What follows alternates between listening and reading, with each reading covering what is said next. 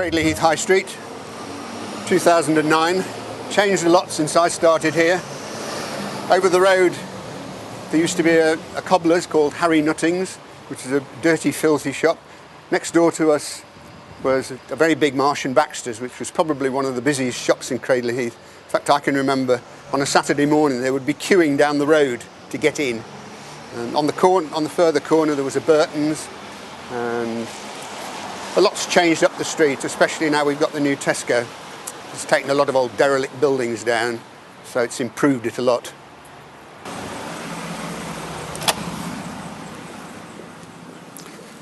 It's quite interesting, this building, which was rebuilt in 1928.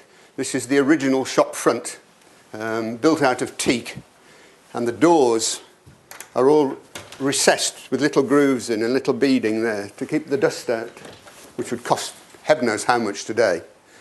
And the old showcase is also original, but about 60 years ago the shop was moved back about 5 feet and the workshop extended at the back.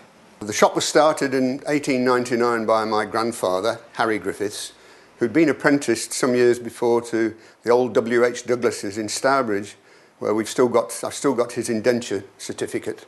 Very interesting. My father started about 1922, I think. We also had a shop further up the road called Hen's, which my father had to close just before the start of the war. Then I started here in 1959, so I've now done 50 years. Seems a life. Well, it is a lifetime, isn't it? So I had my daughter working here for a short period of time, but we're really not busy enough to warrant keeping 3 people here. So she went to work for a big firm in Worcester. So there's just Pete, who's worked for me for many, many years, and myself, and we manage it between us. We've always done watch repairs ever since we've been out, watch and clock repairs, because my father was a very good clock repairer, and we had an old chap called Mr. Beddoes who worked here for years and years and years until he died. Then we've had a succession of watch repairers, but we do all the watch repairs we do in-house, and all the clock repairs we do in-house. Things like engraving and jewellery repairs we have to get done out because we haven't got the skills. And in 1985, trying to diversify to get the business to do a bit more, we went into pawnbroking, simply because they relaxed the pawnbroking rules were very, very complicated prior to 1985. And when they changed the Consumer Credit Act, pawnbroking became much simpler. So having looked into it and joined the National Pawnbrokers Association, we then moved into pawnbroking, which fortunately has proved very, very successful and has brought in also a tremendous second-hand trade as well. With our sales, we cover most aspects of the jewellery trade. We've got a range of watches, jewellery, chains, rings, diamond rings, and we do a lot of, we've now moved into little statuettes, which have proved very, very popular, and christening presents. But I suppose basically it's gold jewellery, and over the years it's changed, and we're selling more and more second-hand stuff.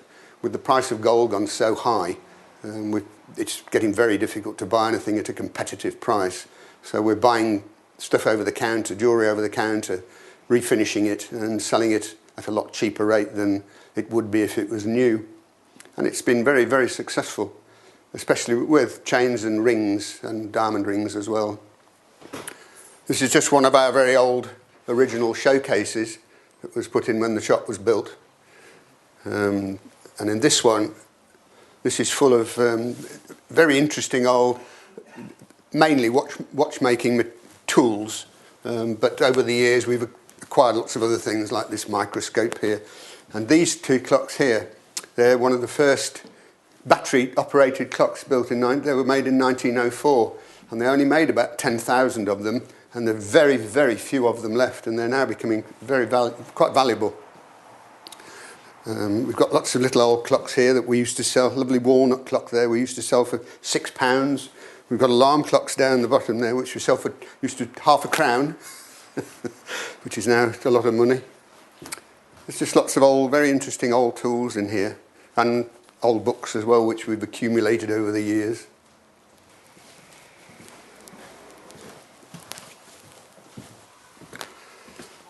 This is where all the paperwork goes on, which is, I seem to spend most of my days doing paperwork, books and keeping up with the pawn accounts. And over there is where Peter works doing the watch repairs, and on the other side is where I do the clock repairs, and on the other side is where we make the tea. Over here is where the work goes on. You can see the small tools. We've had to go electronic, everything now. Obviously with battery watches we have to have electronic equipment. And on this side here, this is where Pete works doing all the watch work, which obviously he has to sit fairly quietly because it's obviously very delicate work. If you can see this picture here, this was a picture of the original shop front before the building subsided, or when there was a mining subsidence and the building collapsed almost. There's another one of the original shop front. This is 1903. A picture of my father in his pram. Then the shop was rebuilt. The whole building was rebuilt as that there. And there's a picture of our new shop front. It was a lot taller then. Well, it wasn't a lot taller, but we had it filled in a bit. That's 1942, the old cars. And this side, can you get this? Yeah. I'll take it off the wall. This is a picture of, that's my grandfather and grandmother. And there's my father, there's me and my daughter, and there's our family. Obviously, nothing to do with the shop, but at least my brother has a shop in Dudley, also a jeweller's shop. This series of pictures here are pictures of Cradley Heath High Street in 1914, and also the front and the back of our shop, which collapsed when the whole street caved in 1914. The shop was rebuilt in 1928. I'm not quite sure why there was such a delay in the time. The only thing I can think is they must have been waiting for compensation from the mining companies, to provide the money to rebuild the property. The property was rebuilt in 1928, and I think it cost the printer some of £4,000 to build the whole block, which I suppose in those days was a lot of money, wasn't it? This picture here was in the Starbridge Halesoe News, celebrating our 100th anniversary, 1999, and it shows me, my daughter and Pete, and all the shop front and all the people who provided the finance to do the advert. Then up on the top there, you'll see there's the original plans of the building when it was built, all drawn on linen, apparently not paper, which is also quite unusual apparently, and I'm told very collectible. This photograph here, 1908, we know the date exactly because this is a copy of an old postcard which was sent to my grandfather from, I can't remember who it was sent from. If you can see it, there's a tram coming down the high street, and right in the corner there actually is my grandfather.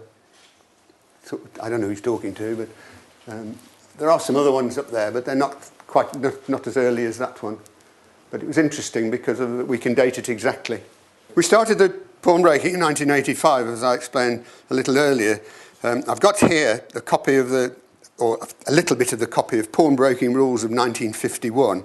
And it says here, the charges, the pawnbrokers is entitled to charge 1 halfpenny for the ticket on goods pledged for 10 shillings or less. And it goes on as, it's quite an interesting thing, but it was actually quite complicated, the pawnbroking rules. But there was a pawnbroker years ago, Cartwright's at the top of the street.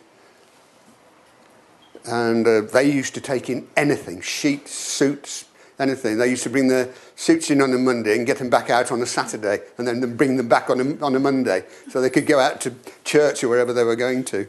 But it has all changed, and it's a lot easier now, and very profitable.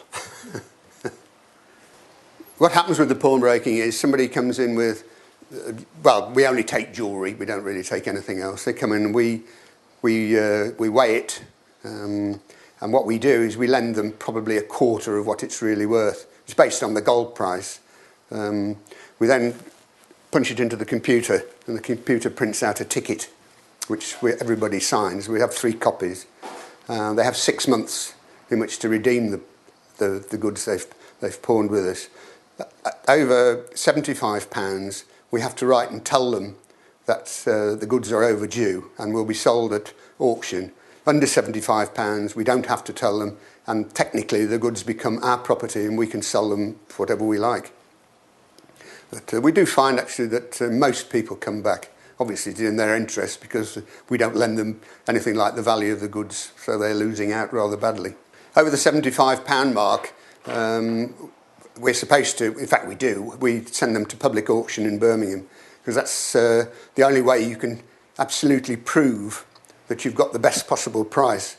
I mean, somebody could come in and say, well, you sold that far too cheaply, it's worth a lot more money. So if it's gone to public auction, there's no argument that that is the price it's fetched.